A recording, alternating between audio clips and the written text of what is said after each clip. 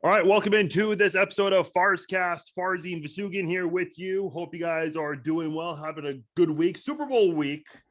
But we are not going to be talking football, maybe a tiny bit of football on this episode. I've got to tell you guys, I mentioned this last podcast. We had a very special guest. I was very excited. I've been trying to get this guy on for a long time, actually, and the stars have finally aligned. We're making it happen now. If you guys are watching the video version, you can clearly see who is next to me. He is an entrepreneur. He is a ginger, according to his Twitter account. He is a sex symbol. I will let the masses debate on that. However, you best know him from MTV's The Real World Austin and a two-time champion from MTV's The Challenge. I'm happy to have on Wes Bergmann. Wes, thank you so much for your time, man. How are you?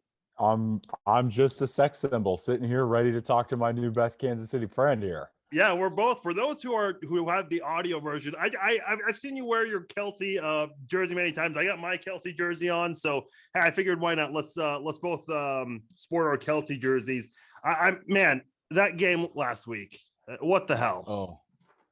I mean, I don't even know what to say. It was depressing, like it hurt to watch, and I knew I wasn't going to enjoy watching it because I didn't like a minute of a game before that. I get it, best game of all time. I'm going to go back and watch it like in a week or two, and I'm going to really enjoy it. But I didn't enjoy it while it was happening. That was miserable. Like you could see, oh my God, that's an amazing play. That was ridiculous. What is happening? Oh my God, yes, we just won, but I feel like I'd been held at gunpoint for that entire time. And so but the last game, it's very depressing. Yeah, I definitely want to talk some Chiefs football because I know you're a big fan, and so am I. Obviously, we'll touch on your time on MTV and all the stuff you've done. You've got a really special project coming up here. You've been so involved in business as an entrepreneur. You got a very special project coming up. Talk to us about your upcoming little deal you got going on. Yeah, so for a little over a decade, I have been running two completely different lives, like Clark Kent and Superman, where I'm on TV. I've been on about 20 seasons of The Challenge and The Real World and various spinoff shows, and no one wants the reality star to be smarter and more successful than them. You would hate it. The point is, you sit on your couch, you want to be like, oh, they're fun to look at, hence sex symbol. But you don't want to be like, oh man, that guy's crushing me in my 9 to 5 too. So we don't talk about that there. Okay. And then at home, I'm a venture capitalist here in Kansas City. I help businesses get off the ground. We ensure that they can accelerate their progress and get to milestones that they otherwise wouldn't be able to get to without our infrastructure. And guess what happens in that life? No one wants their venture capitalists to be a reality star. So we don't talk about it. I keep both of my worlds very separate. And I got tired of it because eventually I became world class at both. And I got to a point where I had this thing where I wanted to make a business show. And we filmed it in Kansas City. We moved 60 startups from across the United States from 5,000 plus applicants to several mansions off of the plaza next to the Nelson Art Gallery. And we brought in these up and coming business celebrities that judged it. So it's kind of like Top Chef meets Shark Tank.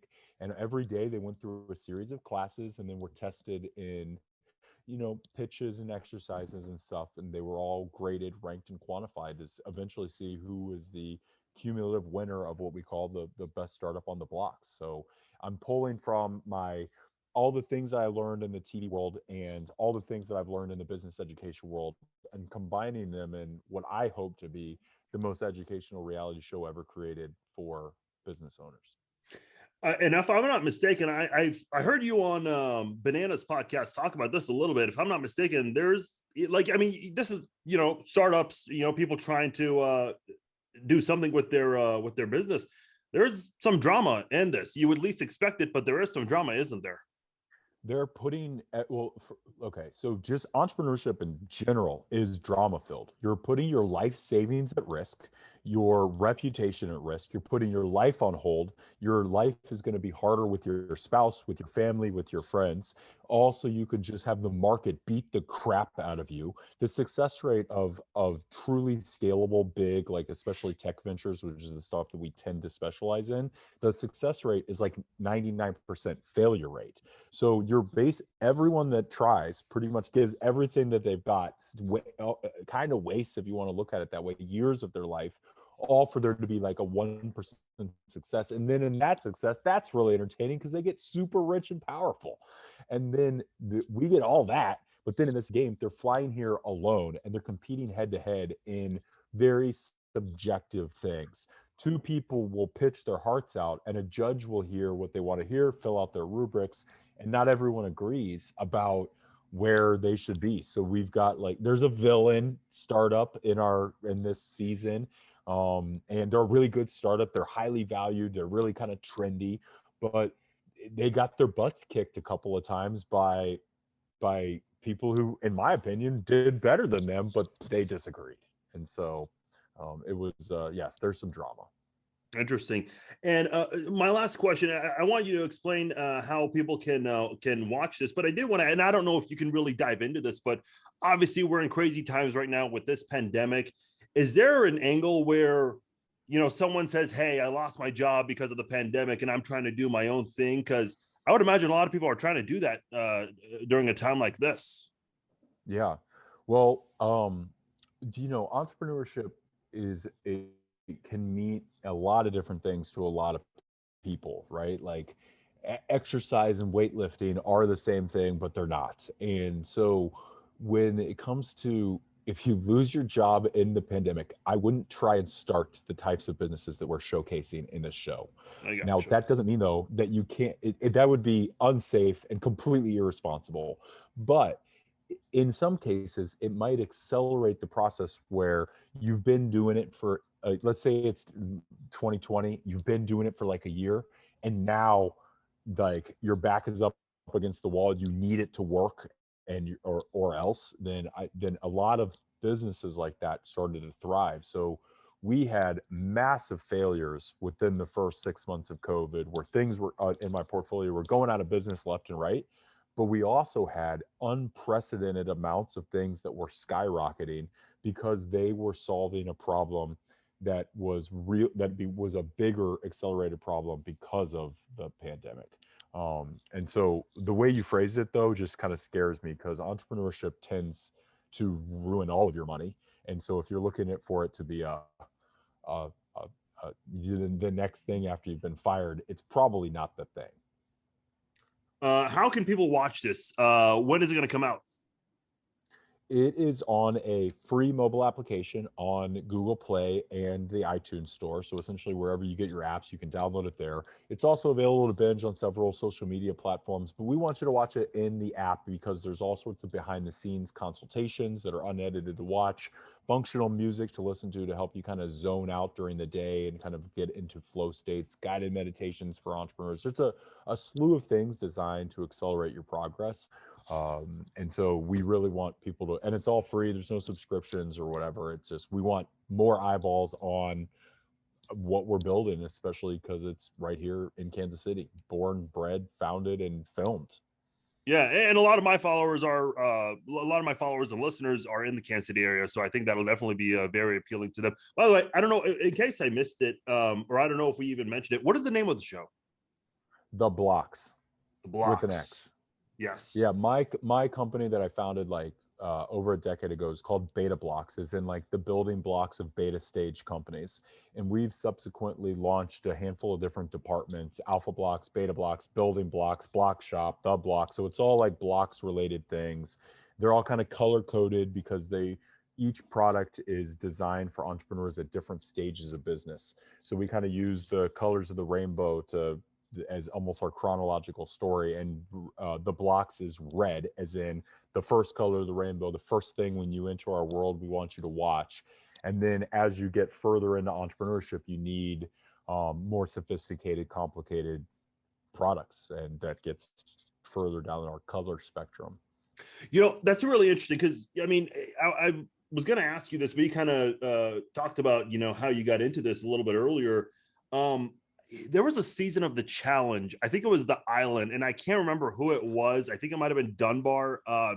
Don't quote me on that, but they gave the contestants a cell phone that only had like 10 minutes left, and you have to share it among your castmates. And I remember one contestant was on the phone with someone, and something about his business was not going very well. And, obviously because of the limit you had on your phone, he had to take off.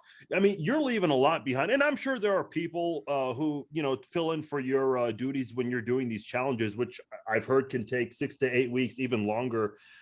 Is that ever like a concern of yours? I mean, because I would assume, that's got to be on your mind, even when you're playing these games, being away from your home life and everything else that you've got going on.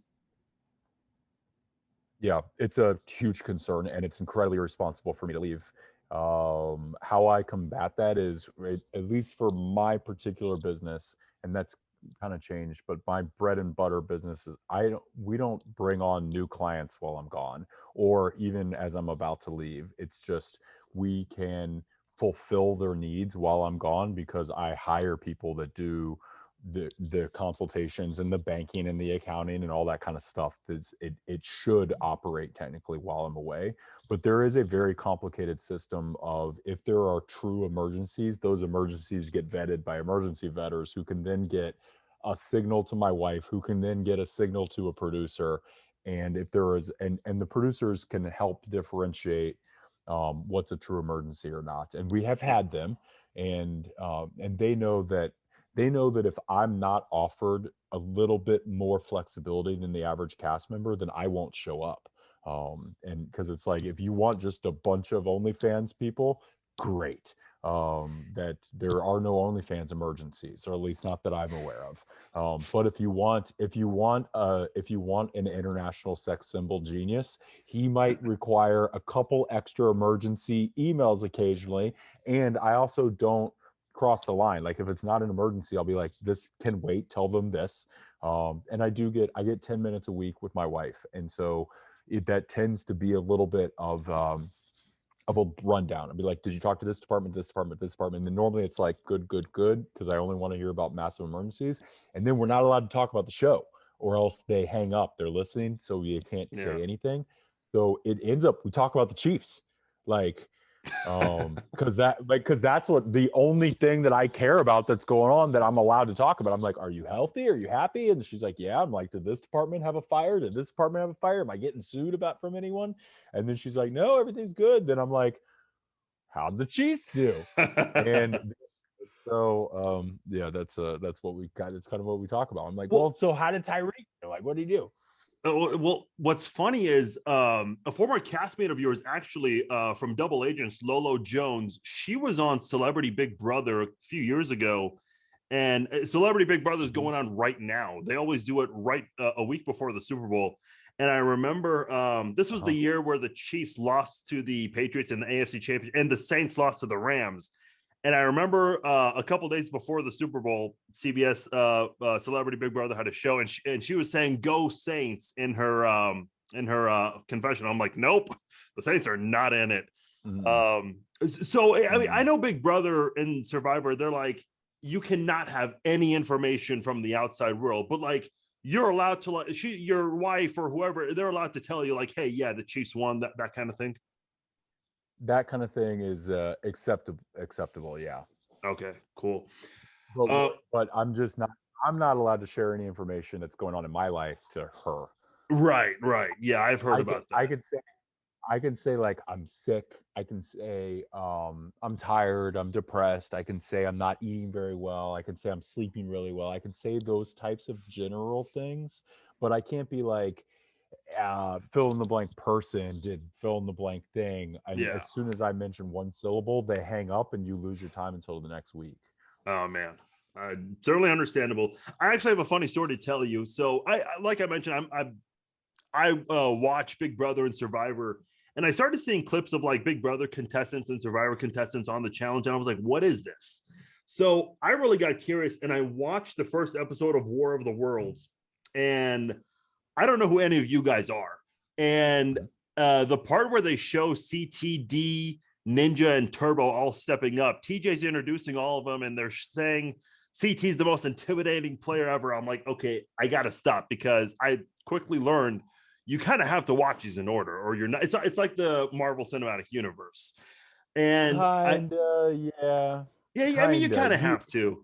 As long as you're willing to just get over the fact that there's like 5% of things that you're just not going to get. I would rather have someone start in a World of Worlds 1, which is like a bona fide great season, Yes. but not have some of the backstory, but just start at a good one.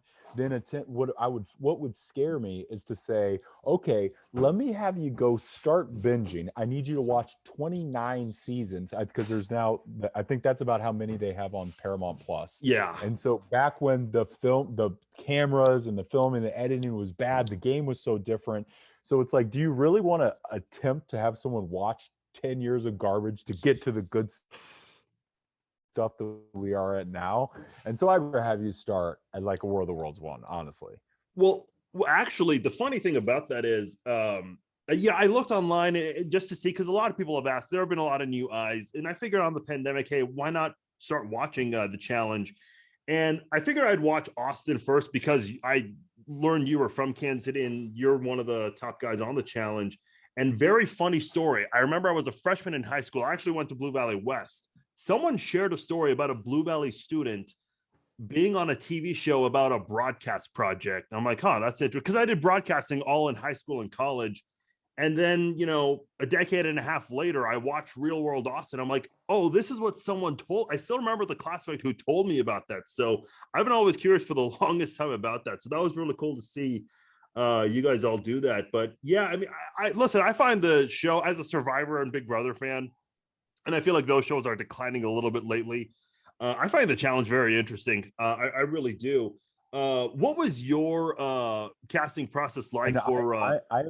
I've recently started watching Survivor. I'm maybe 4 seasons into it, so I can speak on that. It's good. It's my wife's favorite, so she's kind of gotten me into it. And I've seen the last 2 seasons of Big Brother, so I'm starting to kind of get into all of them. And there are obviously some similarities, but they're very different.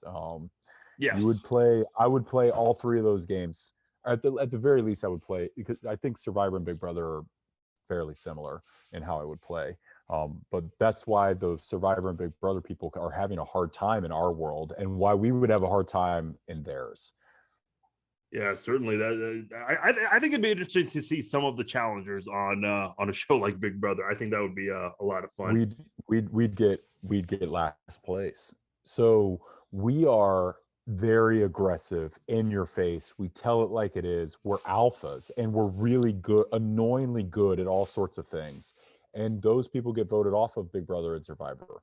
Like, you That is can't true. win those shows. And there's anomalies, right? Like Cody Calafiore just won All Stars Big Brother, and he did so by dominating things or whatever, and he would do well on the challenge. But most of the time, who wins, you get rid of those threats, you get rid of anyone who rocks the boat, you get rid of people that do all this stuff. And then also, we play much more subtle political games, because our resume doesn't matter. Like, we don't do things for the sake of flair, which you have to do to win Survivor and Big Brother. It's kind of like, old boy just didn't win the last thing because he didn't volunteer to make fire when he was completely safe to go to the finals. Yeah. And so it's like, you're sitting there, and now I know I'm like getting into Survivor, because I'm like, no, dude, you've got to volunteer to go in, because your resume doesn't have enough flair on it, and you always need more flair. Whereas us, there's no flair at all. Like, if you're in the finals, you don't volunteer to go into the last elimination before the finals. You just go to the finals. Yeah. And obviously our stuff is far more athletic. I mean, the World of Worlds 1 you are talking about, our final was 50 miles. So it's it's just some brutal, it gets brutal. And then, we have to wrestle each other for 2 months just to get the honor of running an ultra marathon. I was going to ask this later, but I think now is a good time to bring it up. The whole training for this. I've seen you posted videos on Instagram. I've seen Bananas, Ashley, several others post all these crazy workouts that they do. Can you talk about what it's like trying to train for one of these? Because I mean, mentally, emotionally, yeah, you got to be ready, but you also got to be physically in good shape too for these kinds of things. I power lift and long distance run, and I do things to supplement both of those two things. And there's some CrossFit movements to keep me basically match those two strengths. But I need to be able to beat people up and then also beat them in a long distance run. Interesting. Yeah, I could never do it. Listen, I'm one of those people. I can admit it. I'm just a fan on the couch. I could never do one of those things. But hey, is it ever like you'd be surprised? Is it ever like with Big Brother? Those poor people. I can see you being good at Big Brother, though. Really? You were a Big Brother in the making. I can see it now. Actually, I was just gonna say those poor people are locked in for 3 months. I would lose my fucking mind, man. I could not. That doesn't mean that you wouldn't be able to hold your shit together. I think that we need to make a casting tape and send you in for Big Brother. 3 months, man. That's just no. Hey, yeah, but because I would get last place in Big Brother, we need somebody else to represent Kansas City. Hey, fair enough. I mean, there's a little bit of pressure there, but maybe one of these days. Never say never. I did want to go back to Real World Austin because the Real World, I mean, that was the first reality show ever, and so many people were so hooked on that. What was your casting process like? Can you go through that?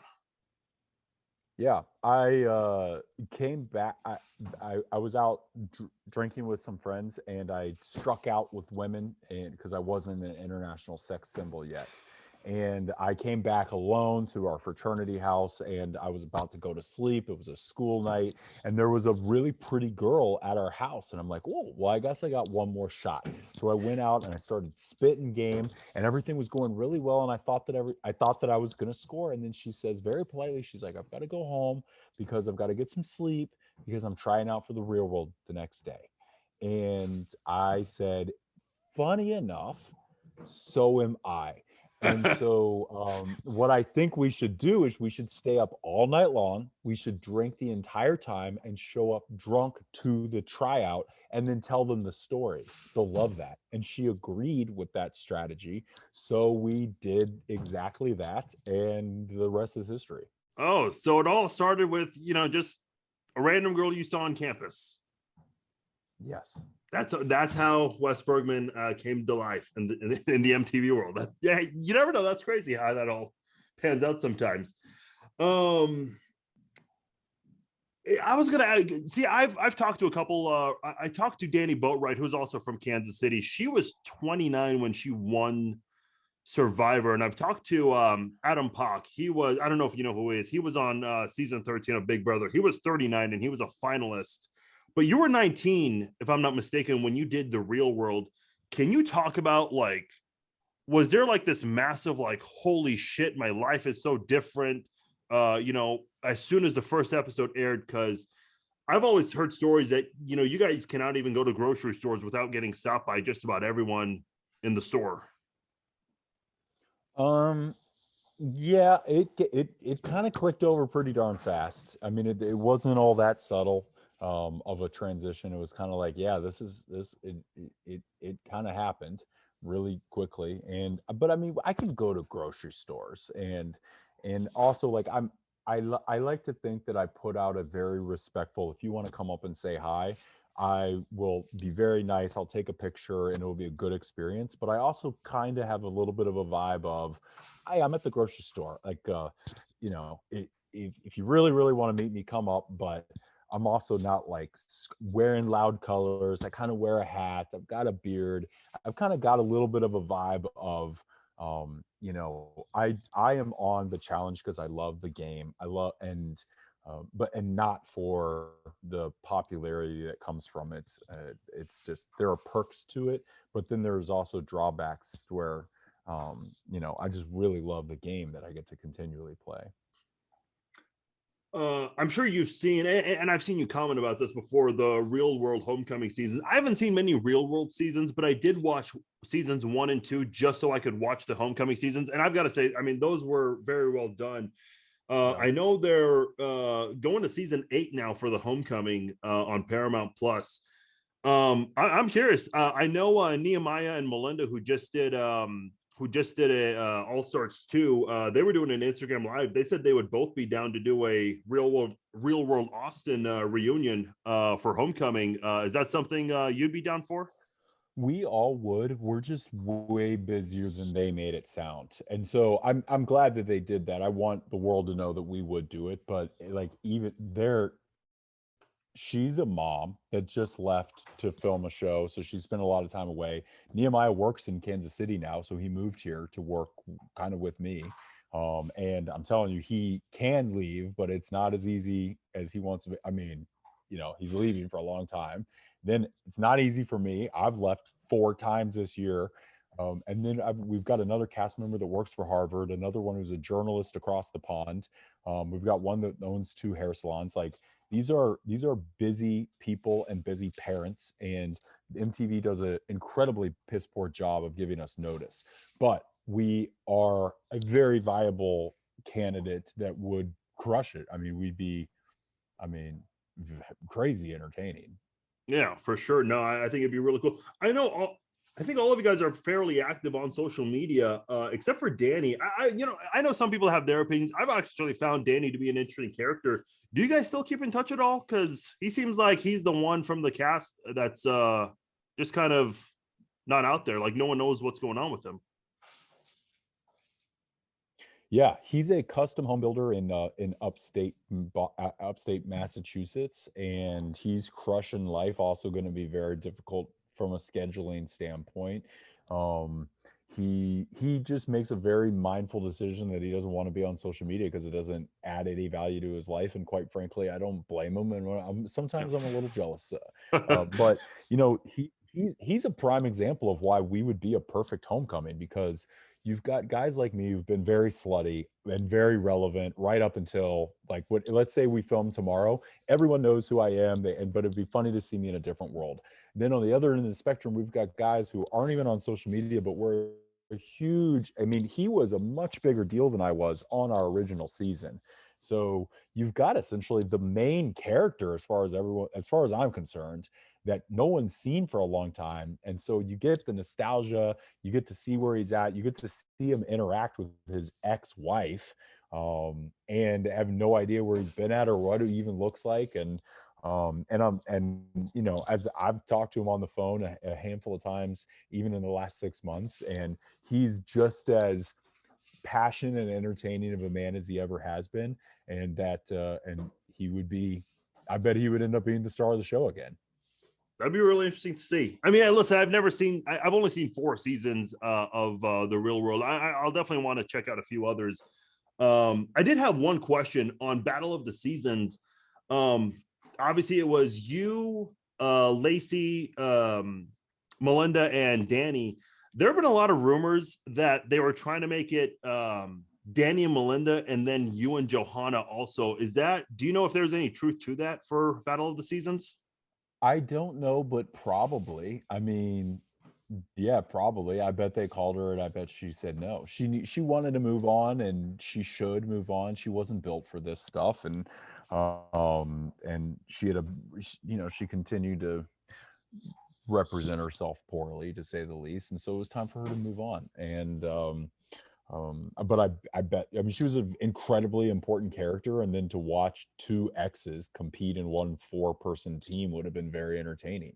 So, but I don't know. I guess I never asked. I was really happy that Lacey got the opportunity to see what the challenge was all about, and That was pretty cool. She did 10 times better than I thought she was going to, and she enjoyed herself, and she leaned into the heights things and stuff. I'm incredibly proud of her for that. But at the end of the day, like, in 2022, we are wrestling and fighting and running ultra marathons and jumping off cliffs and out of helicopters, and you have got to be a cutthroat quasi sociopath to even get through it and halfway enjoy yourself. And so it's not for everybody anymore. Well, you mentioned all of that, and I mean, the challenges certainly have gotten harder. And I've heard you even mention that on another podcast once before. Melinda, she just ran her first final, which is pretty impressive. What'd you think of Melinda and Nehemiah this past season?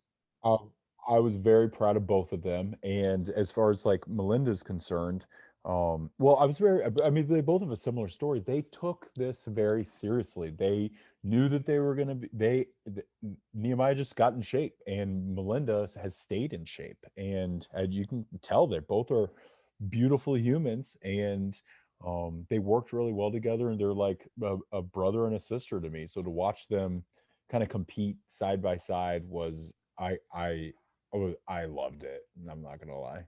Yeah, that was awesome to see. I was hoping they would show like real world Austin flashbacks, but they didn't until like the last 2 minutes of the final episode. I was kind of bummed out. I was They hoping to see showed more of that. yeah, at least there was one, Yeah. but, yeah, I could use some more Austin flashbacks. Let's see. When you got your first call to do the challenge, it was fresh meat. I'm just curious. I mean, did you have any hesitation, or was this something that you were ready and down to do?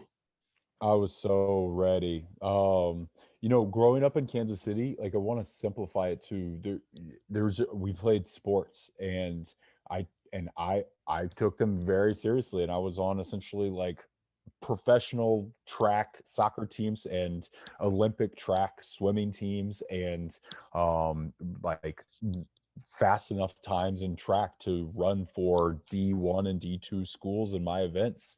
And the way you get there is you train twice a day, every day for your entire life. And so I thought that a lot of that side of my life was going to be over. And then to go on the challenge, I got almost like a second chance at to do sports in a competitive way, and that was both good and bad. It was good in the sense of me being that athletic and coming off of sports. It meant I was crushing everybody and built my legacy, which got me invited into 20 seasons. But it also meant that I went in with like a locker room mentality, and I treated everyone how we all treat each other in Kansas on sports teams, and that was like an asshole, and that I needed to learn. I don't know. That's how I would talk to my teammates, and that's how they would talk to me. We would like bully each other.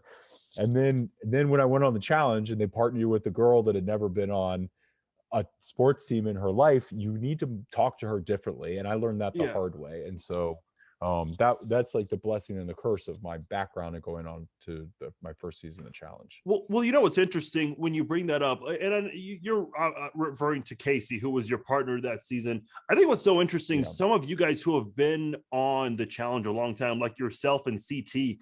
I mean, CT, man, like if you watch him when he first started, I mean, he was just getting into fights. And I remember last season on Double Agents, I think it was Kyle and Josh, they were butting heads, and Kyle wanted to fight him, and CT, considering what he has gone through, he was telling Kyle sarcastically, like, "Hey, go do it, see what's going to happen." And Kyle caught what he was catching and said, "Yeah, CT's right." Like the seeing you guys mature over the years has been kind of cool to see, especially CT. Like that guy's changed a lot. Very much so. I mean, I'll be the first to admit I was an immature douchebag back in the day. And watching yourself be that way is accelerates the maturing process. I mean, who knows how big of a douchebag I would be if I didn't watch myself on TV. Maybe I would be a 37-year-old douchebag in Kansas City, making our city just a little bit worse. Instead, like the Chiefs, I watch my game tape, I see where my holes are, and I plug them up. And I got to keep the stuff that I liked, like the humor and the passion. And then I also got to learn how to be a better teammate to people of all types of skills and backgrounds. And you want to know what? All that made me a better entrepreneur. Hey, listen, I mean, when we were on our teens and in our early 20s, we've all done and said stupid shit. I mean, the difference is you guys are on camera constantly. So, Yeah. but that's cool. That's cool. You guys certainly have learned from that over the years. One thing I did want to ask you, I know it used to just be real world and road rules. Would you, as someone that became, a frequent contestant on the challenge, would you watch other seasons of real world and road rules just to kind of be ready for potential incoming rookies so you can kind of have an understanding of them? No. No, they made me like miss my experience so much. Like I mean, I know clips and there was other ways to get some reconnaissance on rookies that are coming in. And watching them sit around a house and talk about politics isn't very good game tape on who's coming into our game. Um but yeah, and back in the day, quite honestly, we didn't take it that seriously. Now it's a little bit different. Like recently, like I've been on shows where they're plucking people from international reality shows, and you're looking at their Instagram, you're watching their YouTube videos, you're seeing what kind of weight they put up in the weight room. And but back in the day, we didn't look at it that like that. It was a lot more of a party with a little bit of a competition, and now it's like just the competition. There's like no party. Um, let me see how we're doing on time here. Yeah, I did want to do some quick hits at the end of this, but one thing I did want to ask you, because we kind of talked about this before with, you know, the whole maturing over the years. You know, what's really crazy, I mean, obviously, like us fans, we like following you guys on social media, but unfortunately, sometimes you just see these situations, and not to get into specifics with names and all, just people who get into all these weird drama situations. Whereas, like, people like you and Nehemiah, I mean, I just saw you on social media this week. You're plugging Swaggy's project. Darrell had a project. I know you guys were at the Royal Rumble, just showing the Miz some love and support, because he was, of course, a part of the challenge, or it still is part of the challenge family in a way. Yeah. Whereas, like, there are other people who are always like involved in some drama situation. What's your take when you see these people just kind of just butt heads constantly on social media? Your castmates, that is.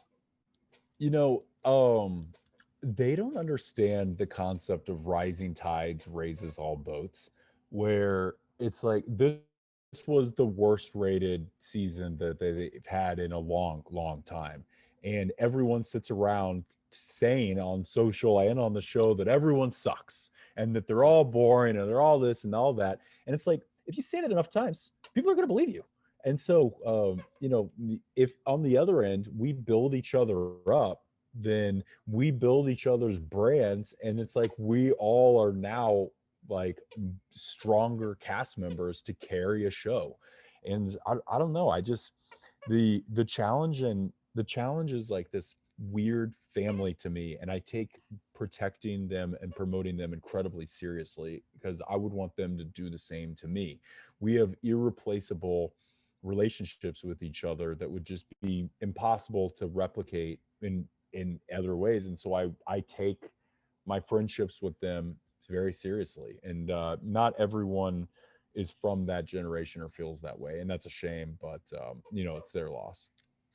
What are your thoughts on? I know the Paramount Plus version of the show, they're trying to keep it with the OGs with Road Rules and Real World, but as far as like the flagship show on MTV, we're not seeing a whole lot of Real World. I counted the last episode, or the last season, excuse me, only 5 Real Worlders. The last Road Rules player was Darrell from Double Agents. I know they're doing a lot of, I mean, they've got Big Brother and Survivor from all these different countries and all sorts of shows that, you know, a lot of people have never heard of.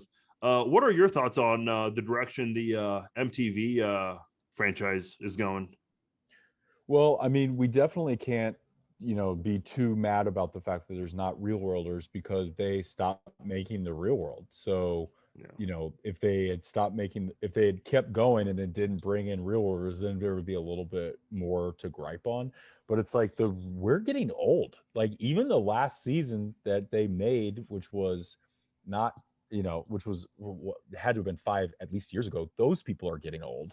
And so, you know, this is not an old person's game, Yeah. and I'm like an exception to that rule. And I have to take my body and exercise so seriously just to be able to keep up, that it's not for everybody. But in general, I kind of like where they're going, which is they want to protect everything that the original show had inside of the new format called All Stars on Paramount Plus, while simultaneously making the flagship show the world's global like competition show. where they are one button away from syndicating it, and so they already have syndicating in every country in the world. And there are some sacrifices that will happen for that, right? It won't be all it'll look different, it'll be slightly different, but we will have kind of been a part of something that is the most internationally known reality show in the history of the genre, and I think that that's pretty special. You've been part of a couple of really epic moments. I mean, your elimination against Derek on the duel. I mean, you can. And by the way, one of the best seasons ever. And I'm glad that was featured on Netflix for those who don't have Paramount Plus to see. Rivals one. I mean, Kenny lifting you. I can't say. I mean, I was laughing my ass off the entire time. But I think one of my favorites, you and Bananas. Like the rivalry was great, but then it got to a point where it was like, okay, it's getting a little old. Like, okay, we get it, Wes versus Banana. But then on Total Madness, I mean, the most unexpected alliance ever. And then the speech with Jen and all these other things you guys did. The oh gosh, I can't remember her name. The girl who liked Bear. Yeah, Kayla, like the prank you guys pulled. I mean, that had to be some of the funniest things, funniest stuff I've ever seen on that show. Who approached who? Did you or Banana start that deal? Those were both me. So the thing about it is, every good joke that we have ever done was my idea. Oh no, I want to clarify. Like who approached who for the alliance? Because that was mutual. We had both gotcha. We were both doing some events in Los Angeles. We were on a red carpet, and we had both just lost a big game early because we cared more about fucking with the other guy than we did about winning. And we saw each other at an event that we shouldn't have been at. We should have been in Thailand filming, but we were both gone because we only cared about screwing with each other. And so we saw each other and we were like, okay, it's time. Yeah. Fair enough. It's just one shot, and it worked. I listen, man, as a fan, and I think I speak for a lot of fans when I say this. I hope there's another season of you guys in an alliance, because one season is not enough. Certainly not enough. Have you ever had an opportunity to connect? I mean, listen, I know you're not like an A-list celebrity, but you are a celebrity of some sort. Have you had an opportunity to connect with any of the Big Slick Kansas City guys? Nope. I obviously would, but no, I haven't tried. But no, I haven't. Okay, well, how do we make that happen, man? What do we got to do to get the sex symbol Ginger on Big Slick? I don't know. I don't know. I guess I need to reach out or something. Yeah, it'd be really cool to see you on there. I mean, listen, they've got and her name escapes my mind right now, but she's a writer from Saturday Night Live. She's not like the most well-known person, but she's from Kansas City and she's got a connection to those guys. So I mean, if she's on there, I think, some of you reality TV stars in KC can do it as well. I know on your Cameo, you have a TV series called Friends and Benefits. Something really cool you guys did was during the pandemic, you invited some of the challengers to your home.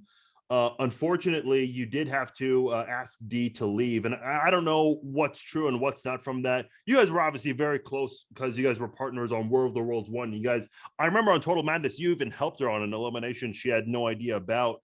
How tough was that having to ask her to leave after her comments? Yeah, it was it was one of the harder things that I've ever had to do in my entire life. But it boiled down to like it was twofold. It was the comments, like that's what started everything, but it was also the straw that broke the camel's back because there was a handful of things. She kept continually putting my business reputation and life and safety at risk while in that house.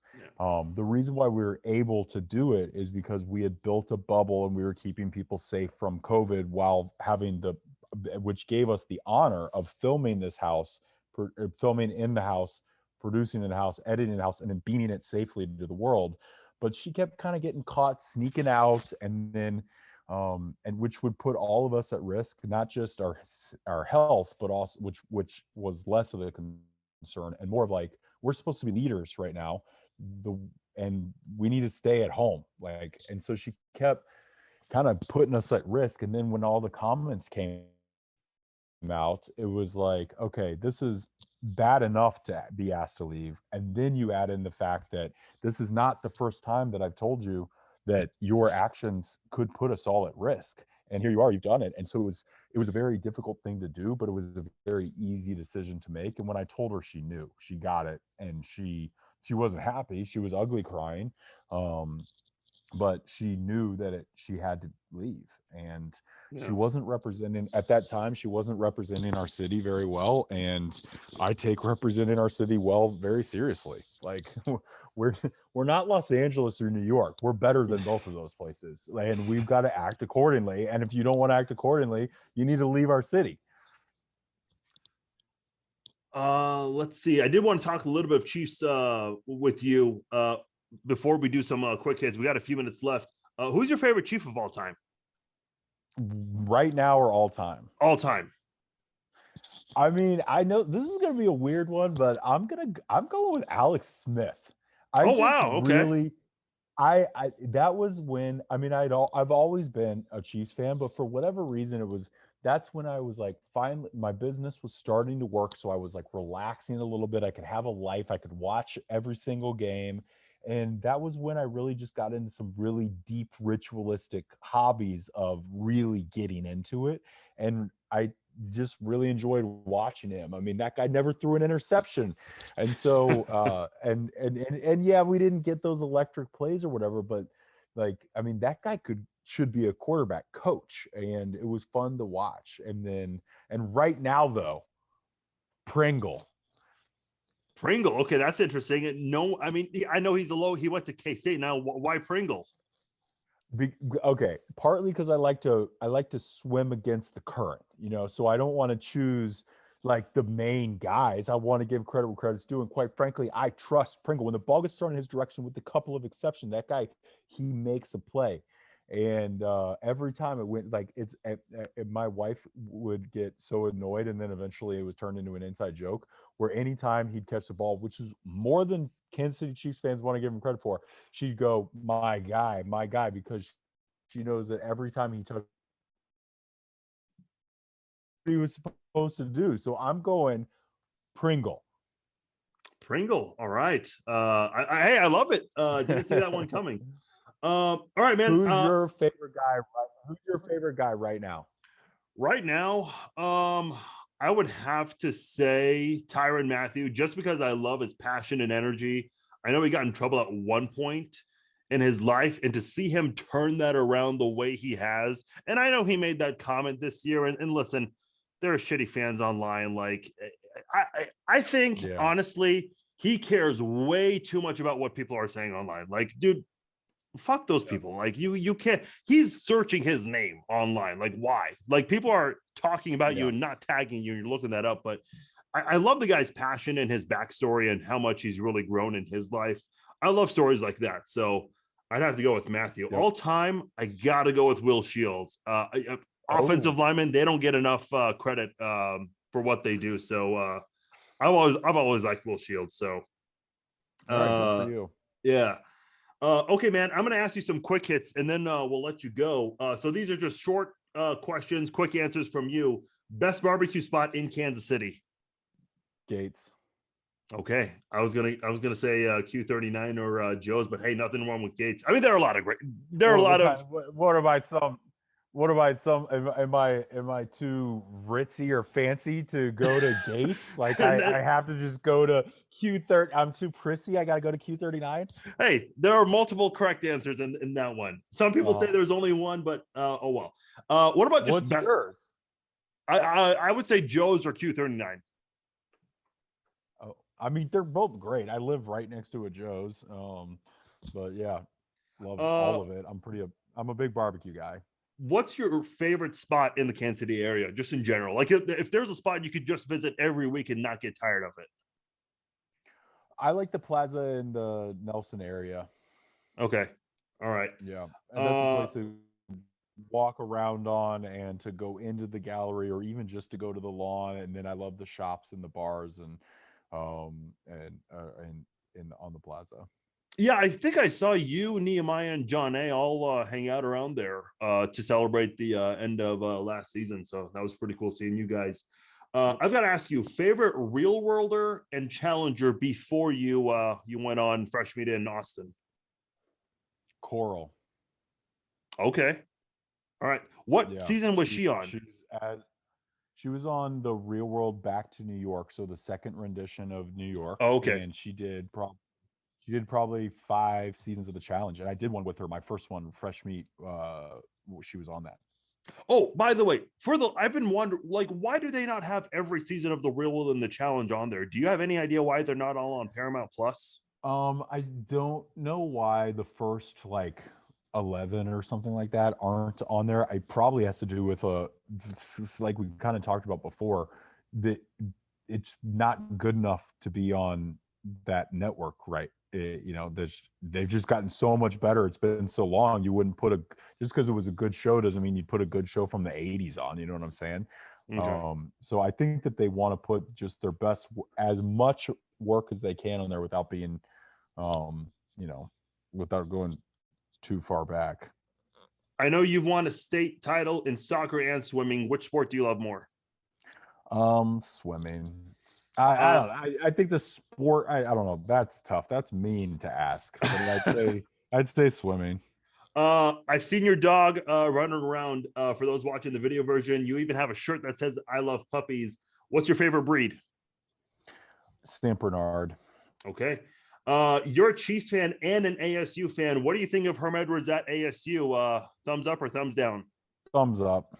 Thumbs up. All right. I don't think he's had a losing season since he went to ASU, so he's doing good. Yeah, they needed a coach with a little bit of celebrity to him, to fit in, because Arizona State is a supplementary to a Los Angeles school basically, and so you kind of gotta look, act, feel, walk, talk like a Southern Californian.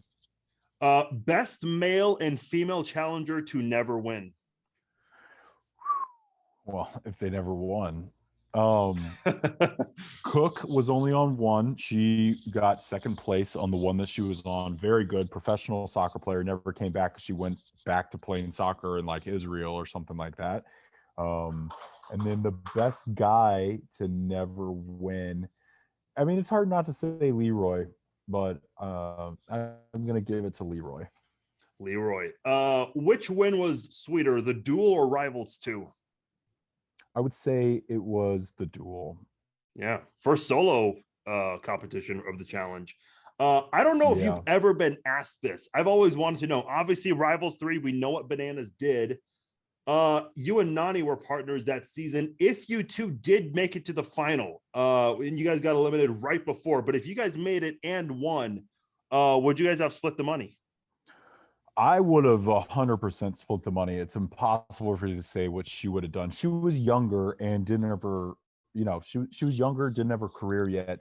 I would be absolutely shocked if she didn't split the money with me now, because she's got a career and she's been on a lot of shows. She's comfortable and we're friends. But back then, it's we didn't really know each other all that well, and she hadn't really established herself financially yet. I could see her stealing it from me, but I'm older, so I just had a little bit more under my belt. It's easier for me to say that I'd split the money with anybody, and I would, I guess. All right, 2 more quick ones right here. The Miz, I know he was just on Dancing with the Stars. He even thanked his MTV fans on his Instagram, which is cool, because he's obviously doing so well and still remembers all of that stuff from his past. Do you think he would ever do the Challenge All-Stars? Probably not. I think I think that he would lose so much money by. I mean, they say, oh, it's shorter or whatever, but Nehemiah was just gone for 2 months. So 2 months of lost wages in the WWE is a lot worse than. Oh, I never thought about that. So he'd be losing money to go on it. So it'd have to be a very strategic branding situation. And now you talk about the risk versus reward. If he did anything less than win, he very much so risks his career in the WWE, because it's that's true. I never thought of it that way. Last one for me. Whether it's a season like Celebrity Big Brother or if the challenge ever brings back Champs versus Stars, who do you think would be a really good celebrity to have on? Travis Kelce. Actually, you know what? My answer was Pat McAfee, because I don't know if you listen to his show, but he is hilarious. Travis Kelce is, he's basically like a non-radio version of Pat McAfee. So I can't say that's a bad answer. That's actually a really good answer. Hey, Wes, one more time. Real quickly. Byron Pringle. Byron Pringle. Yeah, fair enough. Real quickly, talk about the Blox real quickly. How can people find it? And when does the first episode start? All the episodes dropping at the same exact time, which is Thursday the 10th at 6 p.m. Ready to binge all 17 episodes. And like the real quick pitch, if you're into reality TV or you're into business or you want to support a guy who's doing good in Kansas City, these are all 3 good reasons to just watch this free show and learn some things about startups, because there's not a whole lot of full-length TV shows that are being filmed in Kansas City. And if this goes as good as I think it's going to go, Kansas City is going to be the home of the next Shark Tank.